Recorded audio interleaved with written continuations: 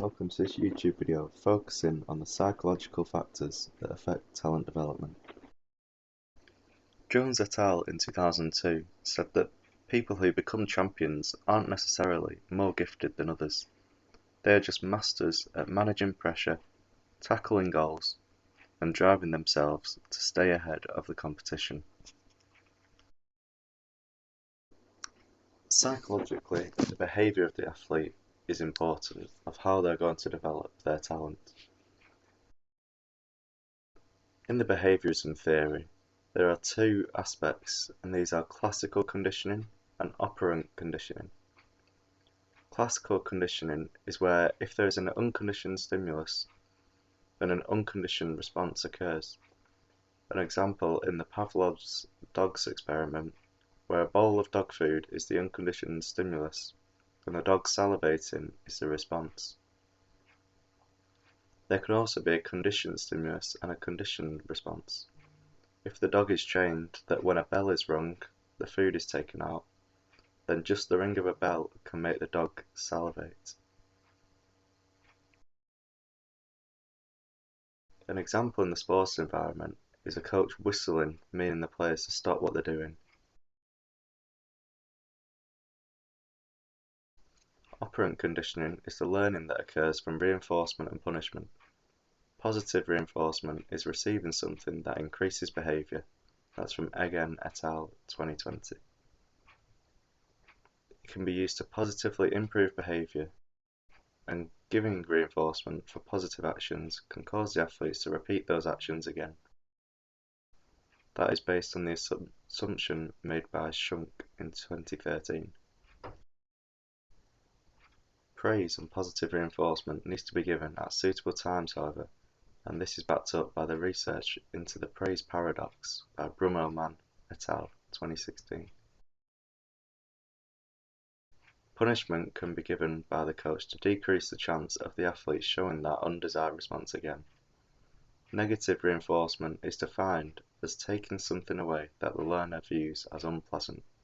Vial et al. 2005. An example of this in a sporting environment is if the athlete in football shows an unsportsmanlike behaviour that the coach has insisted against. They will then be subbed off and not used for the rest of the game. This is taking away what the player wants, as they will be viewing this as desirable. Psychologically, you've got to have the grit and the mindset, as previously mentioned with the relative age effect. The fourth quartile birthdays will have that grit due to the motivation that they've gained from always being the smaller children. This is the underdog effect. This will bring the grit and determination that psychologically the children need. The psychological characteristics of developing excellences. To develop talent, they need to have an employment of skills to optimise development. They need to adapt to setbacks, for example injuries. Negotiate key transitions, for example moving from an under-16 to playing men's football. MacNamara et al. In 2010 said that the main PCDEs are commitment, focus and distraction control, realistic performance evaluation, self-awareness, coping with pressure, planning and self-organisation, goal setting, quality practice and effective imagery. Having a smooth ride to the top may not develop the best talent. Talent sometimes needs the trauma. It's more common in athletes who reach the top to have those setbacks and to overcome them.